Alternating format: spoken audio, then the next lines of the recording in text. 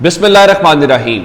लाखों करोड़ों दुरूदो सलाम मोहम्मद मुस्तफ़ा सल्लल्लाहु अलैहि वसल्लम और आले मोहम्मद पर। मैं हूँ उमर दराज गोंदल।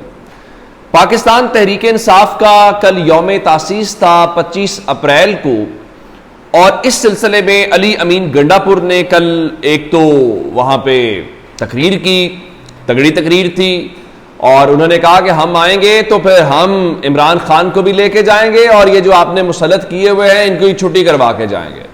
उनका हमें इश्तियाल न दिलाएं, हमारा इम्तिहान न लें। और फिर उन्होंने कहा कि देखिए आपका ये जो ख्वाब है ना कि इमरान खान को माइनस करने वाला, ये ख्वाब रह जाएगा, ऐसा नहीं होगा।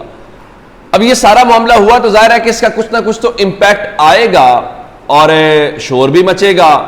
तो वो शोर मचना शुरू हो गया है। देखिए, एक तो उनकी इमरान खान से भी मुलाकात हुई, अली अमीन गंडापुर की, और वहां पे जो मुलाकात हुई ये नहीं है कि वो सिर्फ स्टेटमेंट्स दे रहे हैं, कारकर्दगी के ऊपर भी काम हो रहा है। उन्होंने इमरान खान को बताया है कि वहां पे जो काबीना है, चूंकि इमरान खान से अब जेल में जाके बताना पड़ता है, आप रोजाना उनसे फोन पे तो कांटेक्ट नहीं कर सकते या चीजें उनको प्रोवाइड नहीं कर सकते, तो उन्होंने काबीना की रिपोर्ट भी उनके सामने रखी है कि ये लोग हैं, ये किस तरीके से क्या कुछ कर रहे हैं। और उसमें मैं दो लोगों को आपको बता देता हूं।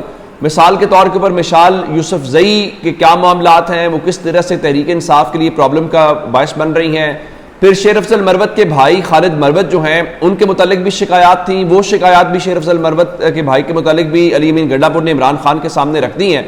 तो इमरान खान अली अमीन गंडापुर से सेटिस्फाई नजर आए और उन्होंने कहा कि ठीक है, इसका इख्तियार मैं आपको दे रहा हूं, आप ये फैसला कर लीजिएगा कि किसको काबीना में रखना है और किसको काबीना में नहीं रखना। तब अगले चंद दिनों में आपको खैबर पख्तूनख्वा की जो सूबाई हुकूमत है उसके अंदर अहम तब्दीलियां होती हुई नजर आएंगी, रद्दोबदल उखाड़ पिछाड़।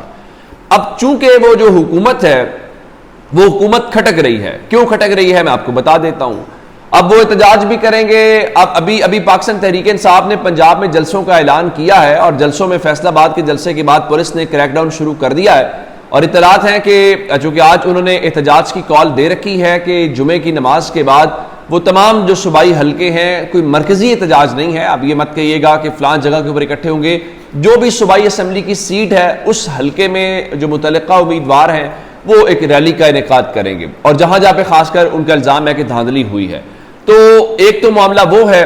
तो इन्होंने अब पुलिस मैदान में उतार दी है, और रात गए जो मुख्तलिफ फुटेजेस मेरे पास आई हैं, मुख्तलिफ इलाकों से मेरे पास खबरें हैं, जिसमें फैसलाबाद है, लाहौर है, कसूर है, ओकाड़ा है, टोबा टेक्सिंग और बहुत सारे, वहां पे इन्होंने क्रैकडाउन किया है और रात वही चादर चार दीवारी का तकद्दुस पामाल किया है। और मरीम नवाज शरीफ साहबा जो हैं उनका वो शौक ही पूरा नहीं उतर रहा हो रहा कि जनाब उन्होंने मुकालिक वर्दी तो पहन ली है। हालांकि रात को वो एक आज कल इजलास हुआ होगा, आज वज़ीर आला ऑफिस से आज फुटेज जारी की गई, उसमें भी वो बैठी हुई थी वज़ीर आला के ऑफिस में भी यूनिफॉर्म पुलिस वाली पहन के। अब तहरीक इंसाफ वाले ज़रा खटक रहे हैं। अब खैबर पख्तूनख्वा की हुकूमत, उनके पास अपनी हुकूमत है, वहाँ पे इंतज़ामिया है, पुलिस है। अब आप जानते हैं कि आगे 9 मई का दिन आ रहा है। 9 मई को आप देखेंगे कि टीवी स्क्रीन्स के ऊपर एक ख़ास मुहिम चलेगी और एंकर्स मुख्तलिफ जगहों पे जाके प्रोग्राम्स रिकॉर्ड करेंगे, आवाम से तासुर लिया जाएगा 1 साल मुकम्मल होने के हवाले से।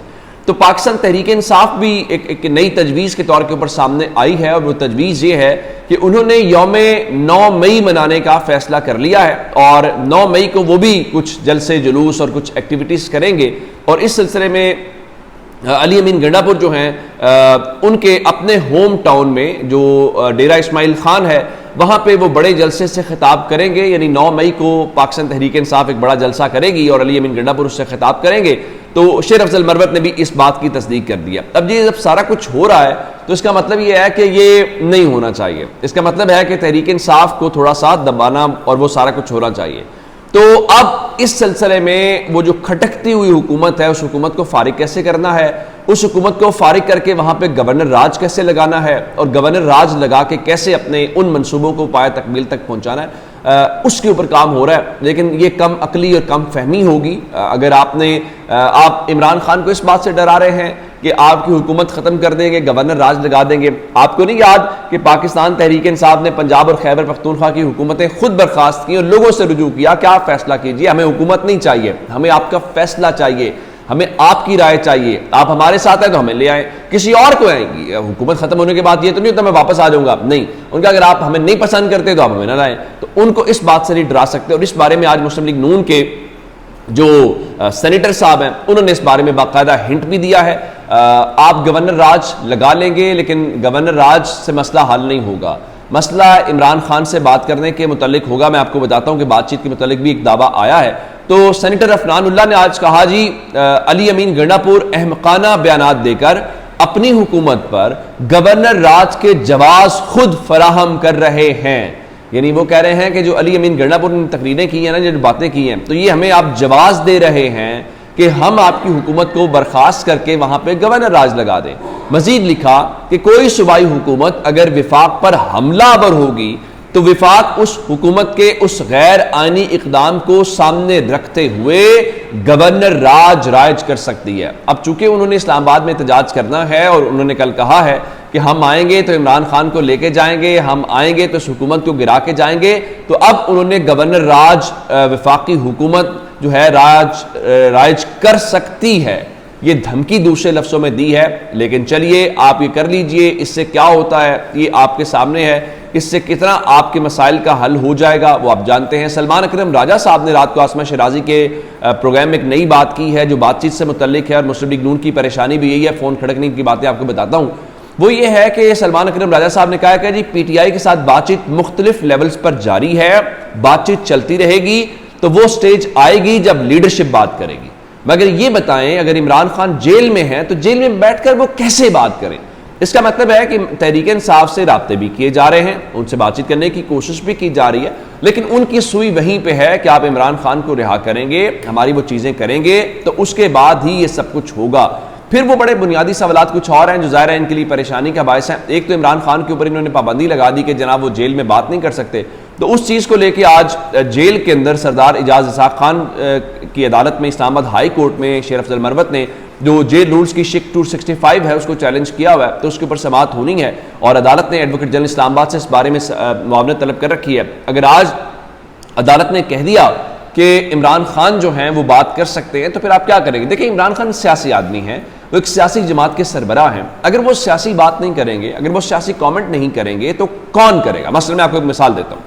उमर अयूब अपोजिशन लीडर हैं, उन्होंने कल हैदर शराजी जो जियो न्यूज़ वाले हैं उनसे बात की और कहा देखिए मिलिट्री बेसिस यानी जो फौजी अड्डे हैं वो दिए जा रहे हैं, हम पूछना चाहते हैं कि किसको अड्डे दिए जा रहे हैं। वजीर दिफा के इस बात की तरदीद या तस्दीक करे, ये एक संजीदा मामला है, यानी पाकिस्तान के फौजी अड्डे आप किसको दे रहे हैं। अब इमरान खान जो है वो स्टेक होल्डर हैं, लोगों ने उनको वोट दिया, तो क्या इमरान खान इसके ऊपर कमेंट नहीं करेंगे? क्या बात नहीं करेंगे? तो आप इमरान खान को इररेलेवेंट नहीं कर सकते।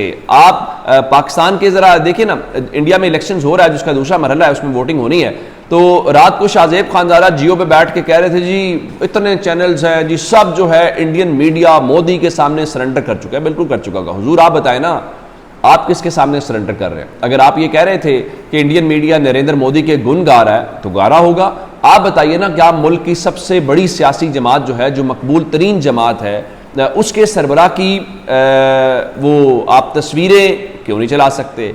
आप जो है वो उनका मौक़िफ़ या इमरान खान का नाम क्यों नहीं ले सकते? आप ज़रा देखिए ना कि अब से थोड़ी देर पहले एक शाही फरमान जारी हुआ इलेक्शन कमीशन से, और जब उन्होंने अपोजिशन लीडर बना लिया, सारा कुछ बना लिया, तो अब पता चला जी इलेक्शन कमीशन ने ना जो आज़ाद अरकान कौमी असम्बली हैं उनकी सुन्नी इत्तेहाद कौंसिल में शमूलियत को तस्लीम कर लिया है और कौमी असम्बली सेक्रेटरीट को बाज़ाब्ता आगाह कर दिया गया है और पार्टी पोजीशन से भी आगाह कर दिया गया। अब आप ये ना समझिएगा कि इलेक्शन कमीशन बड़ा अच्छा है।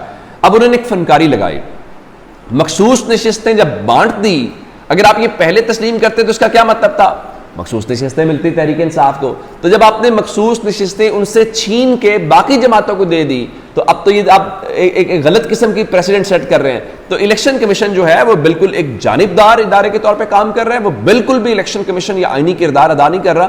अब उन्होंने कहा जी वो देखे ना, कौमी असम्बली में मुस्लिम लीग नून 120 सीटों के साथ सबसे बड़ी पार्टी है, पीपल्स पार्टी 71 के साथ और सुन्नी इत्तेहाद कौंसिल 82 अरकान के साथ। ये जो 120 सीटें मुस्लिम लीग नून की है ना, वो मुस्लिम लीग नून की नहीं है, उसमें पाकिस्तान तहरीक इंसाफ की जो उनके हिस्से की बनती थी मखसूस नशिस्तें, आपने वो भी वहां शामिल करवाई हैं। उसके बाद 120 सीटें बनी हैं और आपने पीपल्स पार्टी को भी सीटें दी पाकिस्तान तहरीक इंसाफ की, उसके बावजूद मुस्लिम लीग नून पीपल्स पार्टी पाकिस्तान तहरीक इंसाफ से आगे नहीं जा सकी। तो ये इलेक्शन कमीशन ने ये जो शाही फरमान आज जारी किया है, ये मखसूस सीटों का फैसला करने के बाद जारी किया है। और उधर शहबाज शरीफ जो हैं वो फोन करते हुए दिखाई दे रहे हैं, उन्होंने रब्ता किया है वो क्या कहते हैं राना सनाउल्लाह और ख्वाजा साद रफीक से कि आप हुकूमत में शामिल हो जाएं। तो उनका नहीं जनाब, वो ना हम पार्टी से बाहर बैठ के बयानियां बनाएंगे। फिर नवाज शरीफ ने लंदन से हुक्म जारी किया राना सनाउल्लाह को कि आप आज ही पार्टी इजलास करें। मैं आपकी उसकी वजह बता देता हूं। अब वो पार्टी को टेक ओवर करना चाहते हैं और वो चाहते ये हैं कि अब वो पार्टी के सदर भी बन जाएं। तो उन्होंने राना सनाउल्लाह को आज हुक्म दिया है कि वो इजलास बुलाएं। तो मुस्लिम लीग नून आज इजलास इसके ऊपर कर रही है और उसमें 2-3 चीज़ें हैं। एक तो नवाज शरीफ को पार्टी की सदारत दिया जाना, फिर मुस्लिम लीग नून को कैसे अवामी सतह के ऊपर मुतहर्रिक किया जाएगा। तो आज वो इजलास लाहौर में मुस्लिम लीग नून का होगा और खुसूसी हलचल हमें मुस्लिम लीग नून के सफ़ों में दिखाई दे रही है। और उसके बाद जो है वो आज 5 बजे राना सनाउल्लाह लाहौर में एक प्रेस कॉन्फ्रेंस भी करेंगे और उस प्रेस कॉन्फ्रेंस में वो इस पार्टी इजलास में या जो फैसले किए हैं वो बताएंगे। तो अगले चंद दिनों में आपको मुस्लिम लीग नून के मुख्तलिफ धड़ों में ये बहुत सारी चीज़ें दिखाई देंगी और उसकी वजह यही है जो उनको डर और धड़का लगा हुआ है कि इमरान खान के साथ कहीं ना कहीं कोई बातचीत हो रही है। अपना बहुत सारा ख्याल रखिएगा। खुदा हाफिज़।